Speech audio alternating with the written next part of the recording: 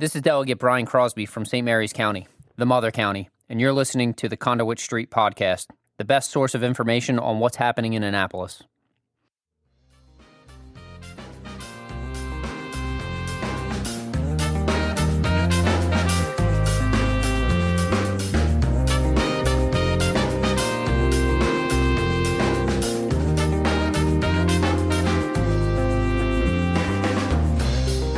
Hello and welcome to the Conduit Street Podcast. Kevin Canale here with Michael Sanderson. Today on the podcast, it's Thursday, June 8th. And Michael, we're going to get into what is happening in Annapolis. Many people think, Michael, after session is over, after those 90 days, things just kind of calm down. But in addition to the haze and all this smoke that is in town, there's a lot going on, Michael. So we're gonna get into that, sort of give everybody the lowdown on what is happening as we sit here in June, because there is quite indeed a lot going on. Yeah, it's this is kind of a good time of year to do a little bit of a roundup like this. The legislative cycle comes to a close nominally when they drop the confetti at midnight on Monday night, the last day of session. A week and a half into April, and it's been now roughly 2 months since then.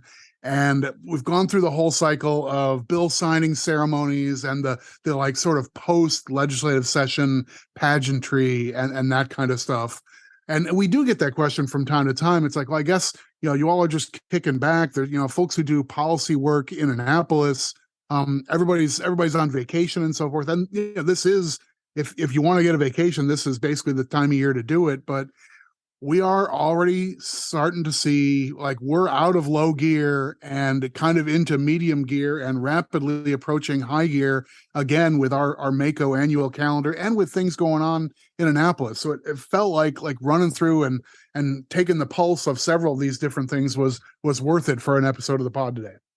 Yeah, and Michael, let's start with the big news today. Again, we're recording in the evening on Thursday night, and the biggest news today and probably this week, the State Board of Elections, Michael, they met today to choose a new administrator. And obviously, Linda Limon has been the administrator since 1997. She announced that she's going to step down. And we've kind of had this drama, right, Michael, about who would be the next administrator. The State Board met earlier this week and they postponed the decision until today. But we now have an answer in terms of who is going to replace Linda Limon, at least beginning on September 1st of this year.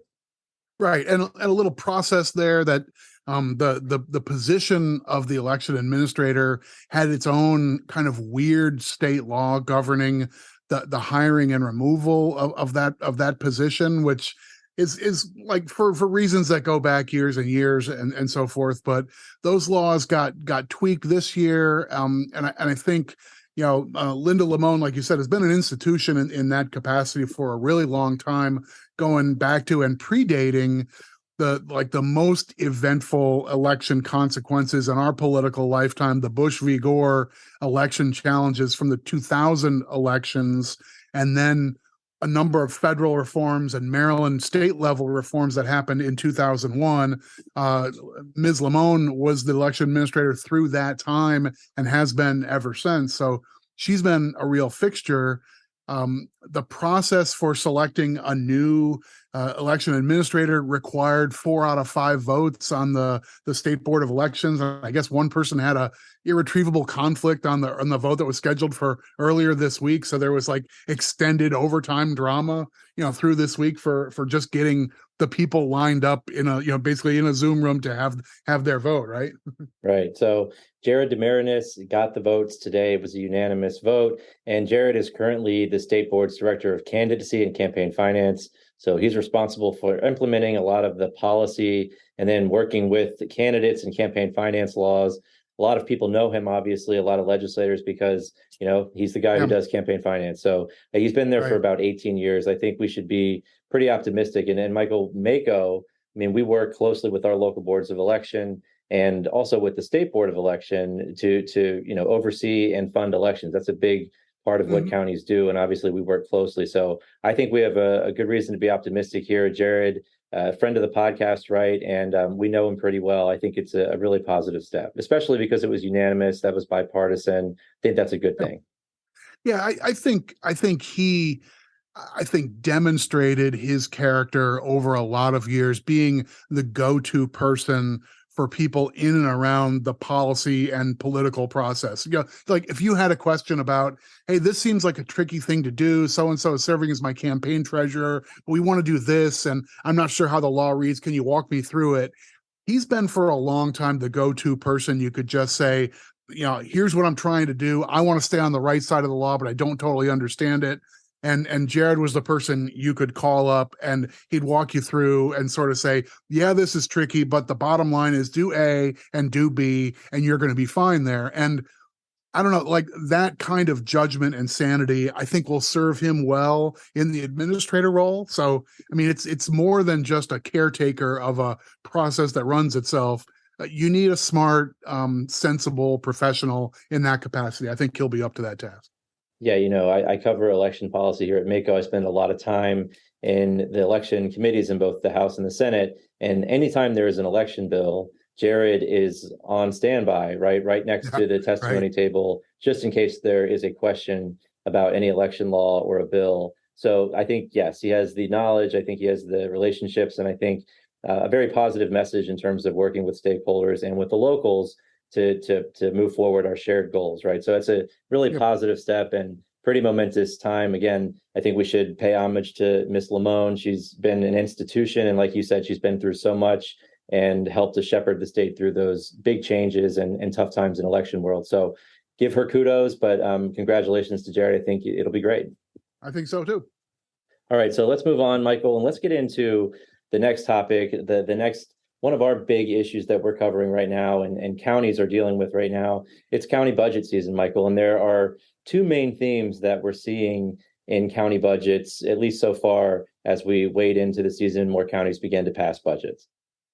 Yeah, we've got a handful who still have to make the final steps in adopting their budget, but I think we have, generally speaking, we have the contours of what's the decisions have looked like at the county level. Mm-hmm. All of our counties are on a fiscal year that starts July 1 and runs through June 30th. So it's in the months of May and June when you're nailing down the final version of your budgets and so forth. A couple jurisdictions sometimes come back, and even after the budget's been adopted, they do quick add-ons and some final steps. But we're in the back end of that process now. And you and I both have been in touch with this. I know you have been covering budget decisions by counties on the Conduit Street blog pretty regularly, and that category always gets full this time of year. So that's a quick place where our listeners could go if you want to look up the details of the Allegheny County budget. We'll have coverage for every county budget that as it's been proposed and passed, and then usually links back to the full resources if you want to dig into the deep details. I think this year, in addition to those write-ups that mostly you've been generating on our blog site, I have been out to a handful of jurisdictions already with Mako's president, Howard County Executive Calvin Ball.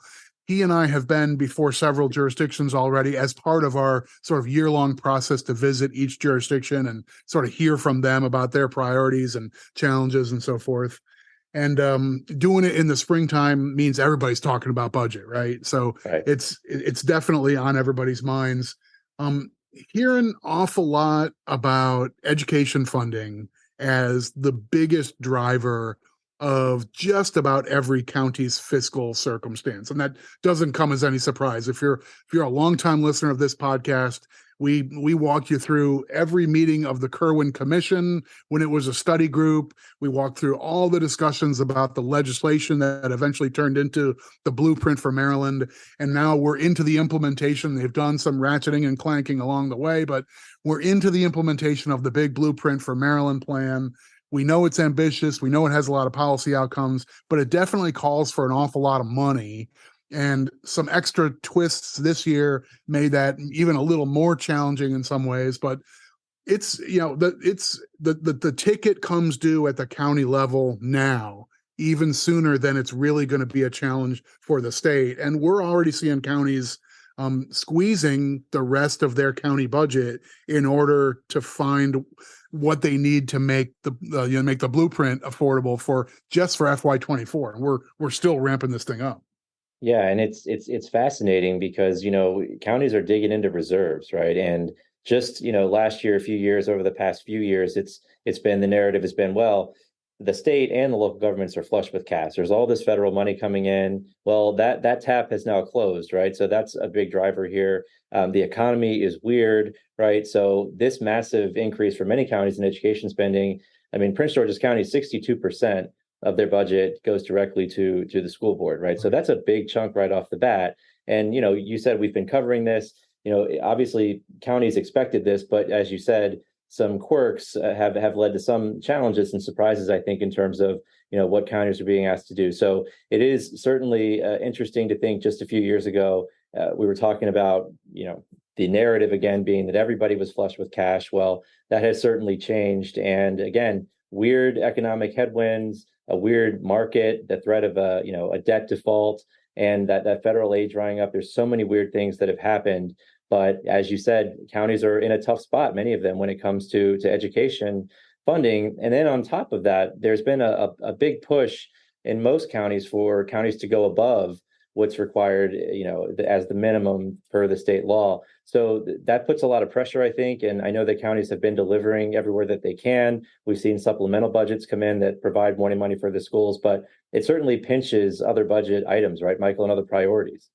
Yeah, without a doubt. It's just a weird circumstance. We know there's overall inflation in the American economy. And even if it may not be as sharp as it felt maybe 6 or 10 months ago, it's still very much present. And so, if you're negotiating with unions who represent your public sector employees, they're talking about, well, just to keep pace, we want to see adjustments of 5, 6, 7, 8% on an annual basis. And if your tax rates are basically staying the same and your tax bases are growing a bit, your property tax doesn't move super rapidly along with momentary spikes in inflation. So it's not exactly like the state budget where income and sales tax are their two workhorses and they move quickly when the economy spikes. Mm-hmm. Property tax is deliberately like a burrow. It's sturdy, but it's kind of plodding and deliberate. And we don't see big spikes up, but we don't see big cliffs down. That is comforting in a lot of circumstances, but when it's not enough money to keep up with the needs of the moment, that is one of the most challenging things built into the local government budgeting cycle. If your number one revenue source is property taxes, which for virtually all of our counties, that's the case, you're not seeing an 8% growth in property taxes so you can pay employees 8% more, even if they make a legitimate claim that that's the right number to keep them basically on par from the year before. Right. And, I can understand, the ask, right? I mean, we're talking about Kerwin. It was pre-COVID. Everything is different. So the numbers in terms of, the salary goals that were in the Kerwin bill, things are way, way different now. So you can understand, but, again, it does put a lot of pressure and you have to find ways to make things work. So it's a challenge. And I think that is certainly one of the biggest things going on in our world right now. And as you're out talking to counties, again, that seems to be the theme. Yeah, I think it's on everybody's mind, and there are like you mentioned, some jurisdictions have used some reserves. That's not a long-term practice. Like that's not your 10-year plan. Is we're going to continue to find money under a couch cushion to make each year's budget work.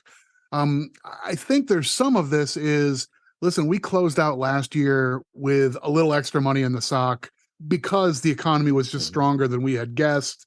And like the state of Maryland, we ended up with a temporary surplus at the end of fiscal 22. So back in July of 22, you closed the books on last year. Well, what do you know? You may have some one-time money that's above your standard. A lot of our counties keep a rainy day fund of X% of the budget. So we might keep 8% of the budget in a reserve fund. You tell the bond rating agency, see, we're doing this to help us through tough times. But maybe last July you said, well, we got more money for our rainy day fund right now. We don't want to commit it to ongoing stuff, but we're sitting at 10 or 11%. So maybe we've got some latitude to, if this is a tough year following an unusual largesse year, maybe you wash it out one time. I think that's kind of what is happening in some jurisdictions right now, but there are some big numbers in places too. So I don't think there's one story that tells the whole, tells the entire tale here, but it can't just be you fashion together a budget with with duct tape and Bondo and fishing line and chicken wire. Like that's not going to be the multi-year plan here. So it may be some jurisdictions have made this year work, and then when they look at next year, they say, the blueprint is going to ask for another big step forward, and the math isn't there. So we're going to have to go back and make a huge squeeze on non-education services in our county budget, or we're going to have to go to taxes already this early in this phase in. And that's not an easy thing to do either. Certainly not. And so we're going to continue to cover that on the blog. Stay tuned. And Michael, another big part of what's going on right now in Annapolis, we're starting to see task forces, commissions, study groups, work groups begin their work over the interim. These are, groups that were established in legislation to provide a study of something and bring back a report to the General Assembly with recommendations. Michael, let's talk about a few that we're certainly keeping a close eye on. First, our legislative initiative to bolster career and volunteer firefighting across Maryland. That created a fantastic work group that's going to take a look at a lot of the issues and make recommendations on how we can move forward. Let's talk about that a little bit. They've begun to meet and they've kicked things off pretty well, it seems. Yeah, I think we've got a good partner in the State Department of Labor who's going to put some shoulder into trying to bring this together. We know we've got local governments who care a great deal about this. We know we've got both career and volunteer firefighters who are really committed to try and dig in and like, we need to think outside the box. We need to come up with a set of solutions that can make the next 20 years look more promising than, in all candor, like the last 20 have. We want to make this an option that is attractive to a new generation of Marylanders to find a way to serve, either make a career as a career professional firefighter, or to join the fire service as part of a commitment back to your community, to your neighborhood and your neighbors and so forth. And we've lost some of that in one way or another. Getting it back is going to require, this isn't just like a wheelbarrow full of cash. Maybe that's part of the solution, but I think like marrying this with education and training opportunities, and thinking about like back end service, like mini pensions. We do some length of service awards for volunteer companies. Maybe that's something you rethink and you double down on. I don't know what the answers are, but we're going to get the right people in the room to do this, and that is. It's a time-honored way to try and slay a tricky beast through the legislative process. Get everybody together, try and get something everybody can agree on. You come back, you speak truth to power in January and say, we all met and we all agree these are the 4 things to do, right? Yeah, in my opinion, that is the best way to solve a really tricky policy issue. You get the smartest people around a table and you figure it out. So we're big fans. Next, Michael, there's the task force to study solar incentives in Maryland.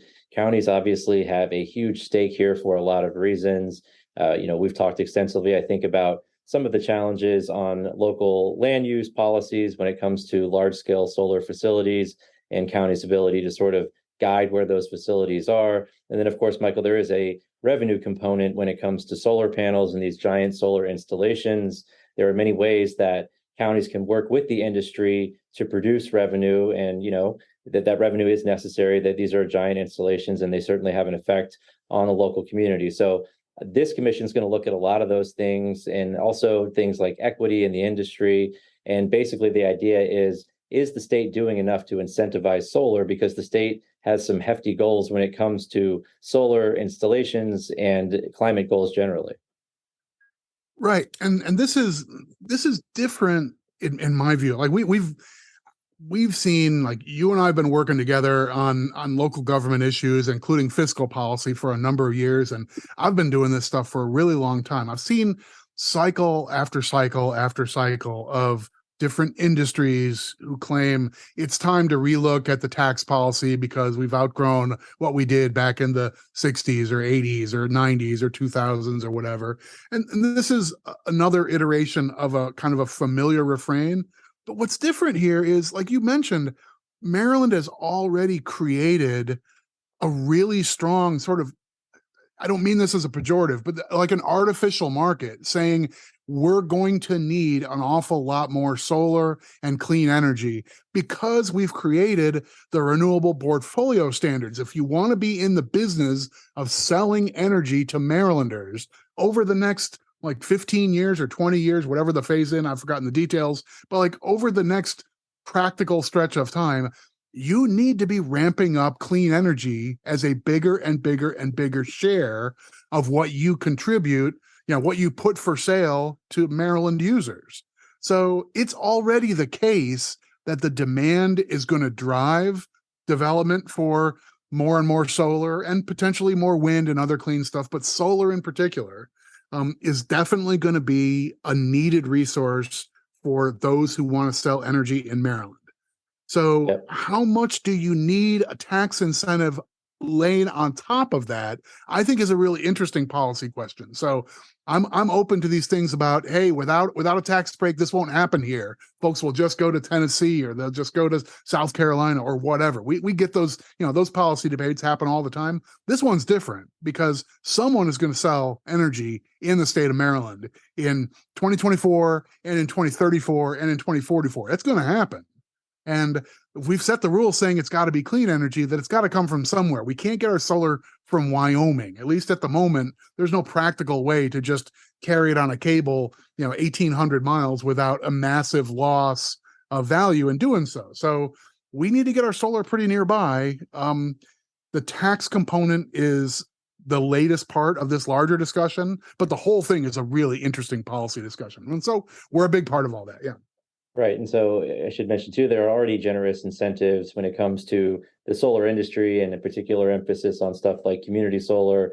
Obviously, I think that the best places that we'd like to see solar go are brownfields, gray fields, rooftops, stuff like that we're not putting pressure on, prime ag lands and soil. So it is a fascinating subject matter, and MACO does have representation on this task force. So we'll be updating throughout the task force's work, and they're going to report before the next session. Michael, another huge issue, Dominic and I talked about this a little bit last week, transportation funding and how it is affected as we shift to electric vehicles. And there is going to be a big and blue ribbon, if you will, work group commission that's going to take a look at this. And I think transportation funding issues generally, but certainly a big component of that is what happens when people aren't paying the gas tax because they're not driving gasoline cars, right? They're not using fossil fuels. They've shifted to electric vehicles. How do we fund our roads? Because the gas tax funds roads and road repair and maintenance, right?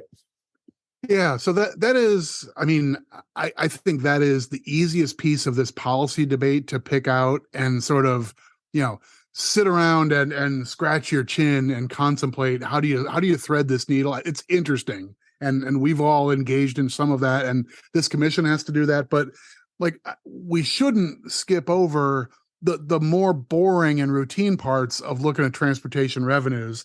And part of this is it's been 10 years since the state of Maryland made a change to its revenue structure. And we do have a tax on motor fuel that has a partial adjustment based on cost of living adjustment. And that's been a matter of some controversy and so forth, but we've partially solved the forward-looking need for revenues by making that change that automatically happens each July.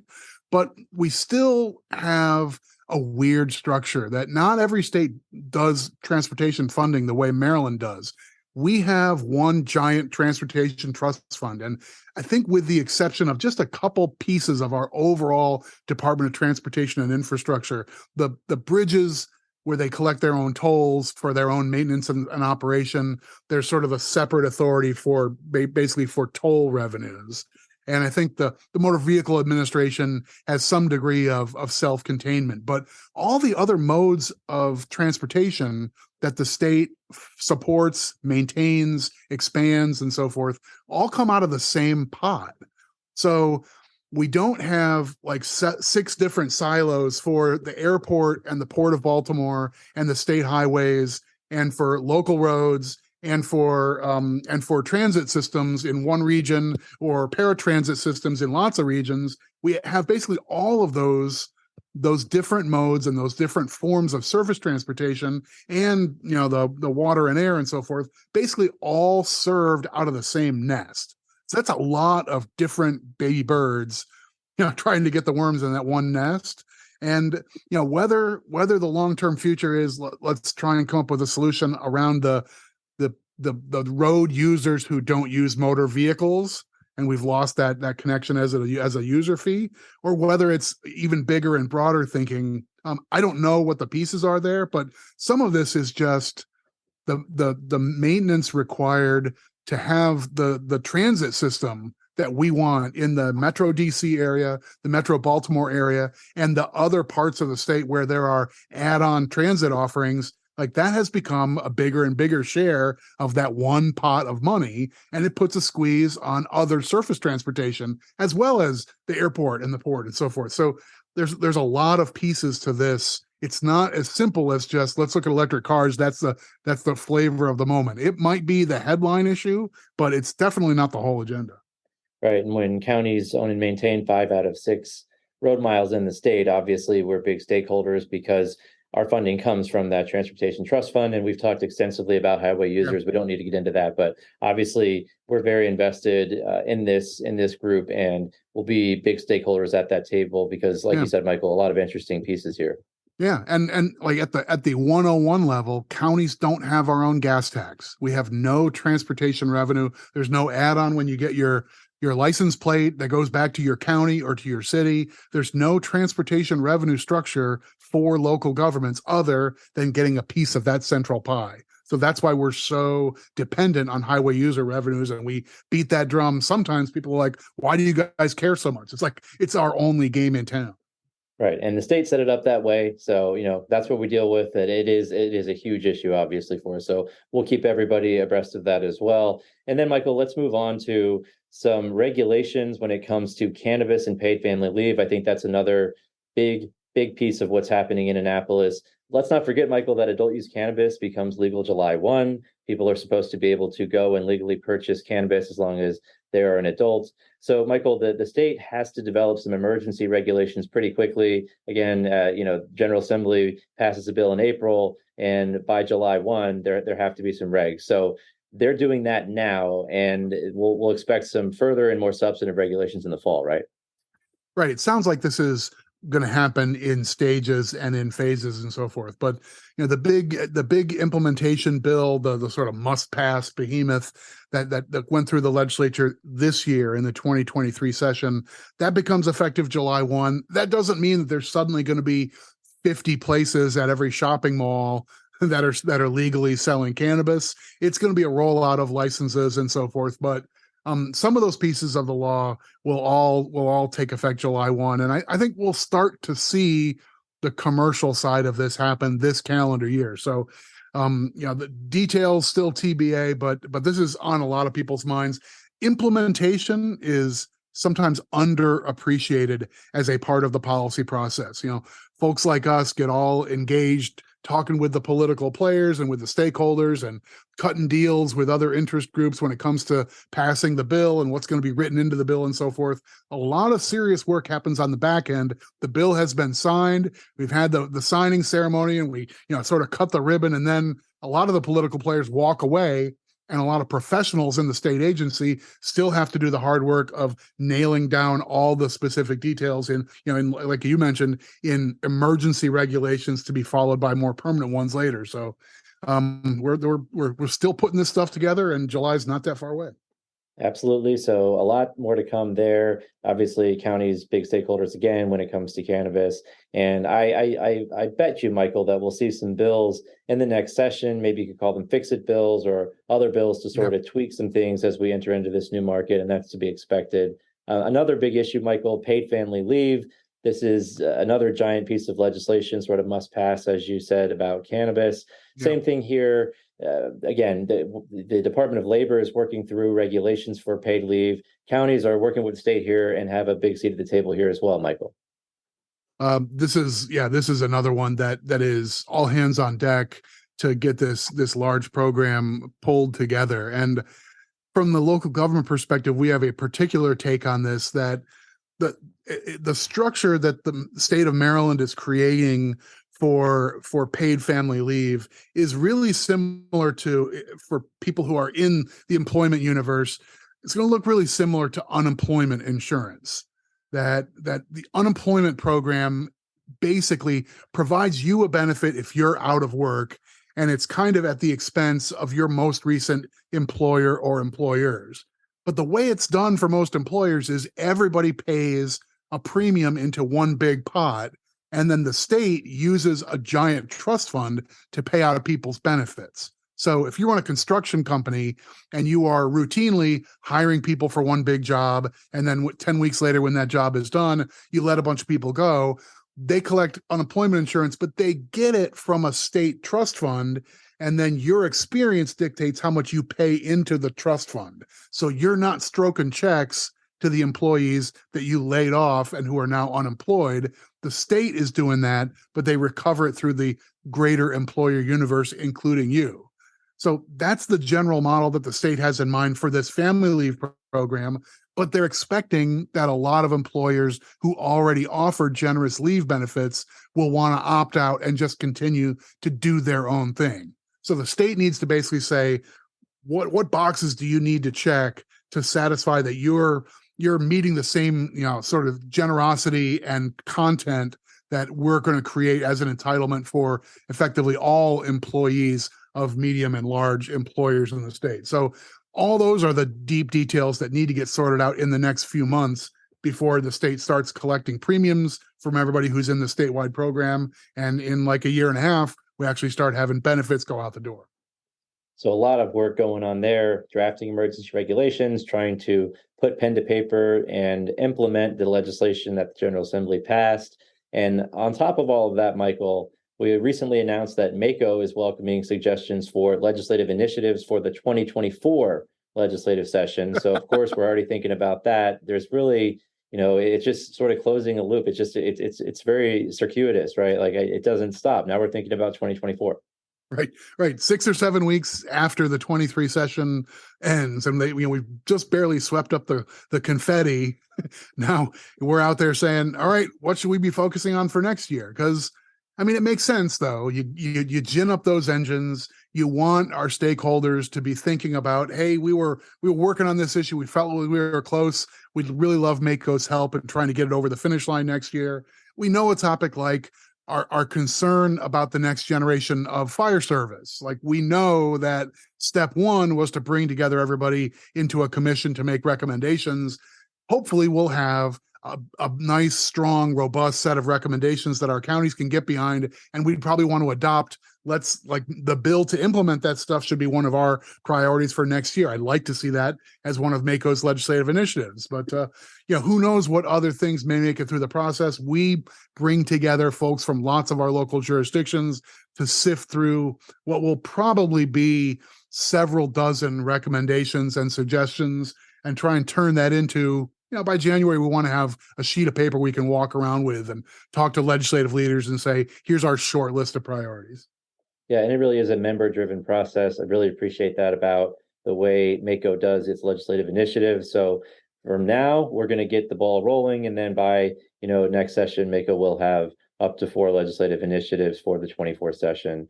And so, Michael, we're doing that, and then of course we are preparing for the MACo Summer Conference. The Legislative Initiative Subcommittee will meet at the MACo Summer Conference as part of its work. And, the Summer Conference is also just around the corner. So a lot of work going into that as well, at least as far as MACo is concerned. Yeah, it's all going to happen at the MACo Summer Conference. If this is your first time for that rodeo, prepare to be impressed and maybe a little bit overwhelmed. But we're lucky enough to hold a station in the middle of the summer at a really desirable location. Folks love to come down to Worcester County and spend time in Ocean City.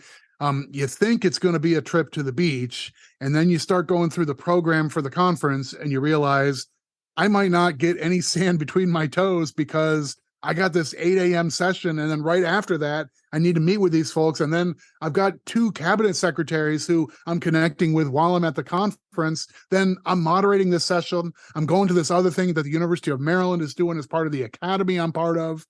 By the time you're done with this stuff, you're shaking hands with the governor on the way out the door on Saturday afternoon. You're like, I've been in the convention center for 4 days and I'm not even sure I saw that there was an ocean here. Yeah, I mean, and then you throw in the Tech Expo, which has been a huge success and growing every year. The Taste of Maryland, always a huge hit. An exhibitor floor that is bustling at the seams. They had to expand the exhibit hall, live demos, tons of content, as you said. So definitely going to be the place to be. I imagine this will be the biggest ever, and nobody wants to miss the crab feast on Friday afternoon, Michael. That's sort of a hallmark as well. So really excited, but there's a lot of work that goes into that, and so that is a big part of what we're working on. But Michael, in terms of what else is going on, is there anything that you think we didn't get into? I think we covered the bases pretty well here today. Yeah, I think it's a good to touch a lot of the bases. I mean, in talking about budgets, I mentioned the process of MACO getting out to visit with our elected officials in each jurisdiction, and I'll say we're underway. We've done a few of those visits. You and I are going to be doing a couple of them during the Municipal League conference later in June. That's another event that's worth making a point to get to, the Maryland Municipal League conference in Ocean City in late June.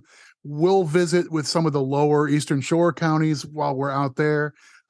In particular, I like these visits in the first year of a 4-year term. We have close to half of our county elected officials turned over in the 2022 election. So we're getting a chance to sort of get past just meet, hey, how do you do? Here's what MACO is, drop a line when we can help, and then you get an email or that sort of thing. So we've got a superficial connection with a lot of our newly elected officials. And this first year is always, like, for me, it's invigorating to get out and get to know, like, what's on people's minds. Had exchanges just earlier today. County Executive Ball and I were in Carroll County, and they had a list of different issues to talk about, and some of them are the same from other counties we've met with. But if you visit one county, you've seen one county. You didn't get to see all 24 in one stop. There's some peculiar local issues almost everywhere we go, and it's a really healthy thing for the statewide organization to be getting input through that process. Not just come to our conference and hear the speakers we put up for you, but for the MACO president and the staff and leadership in the organization to get out and be on the agenda or go grab breakfast or whatever and hear from the county commissioners in the county of the day and what's on your mind down here. And when they have some issue, we haven't, about animal control. Oh, really? You got a crisis with that? I mean, I'm sitting there taking all these notes. I eat this stuff up. I love it. Yeah, it's essential, right? It really is. I really enjoy the visits. As you said, it is really important to get out there and visit each and every county to get the true perspective. And Mako shtick alert, one size does not fit all, right? And I think that's very evident when you go and talk to folks in each and every county. So I look forward to that, Michael. Also, MML is going to be great this year, as you mentioned, later in June. They're very excited. I think their content looks great. And so definitely endorse the MML conference and hitting that. But we look forward to it. And Michael, I think we can leave it there for this evening if you think we've covered the bases. Sounds good. No June swoon here. We are still back at it. All right, we'll leave it there. And if you enjoy the podcast, you can go ahead and subscribe. That way, everything will be sent directly to the device of your choice. You can also follow along on social media, Facebook, Twitter, and then, of course, the Conduit Street blog. We will link information about county budgets and, of course, the MACO Summer Conference, and I'm sure we'll talk about that more in episodes to come. But for Michael Sanderson, this is Kevin Canale signing off, and we will talk to you soon.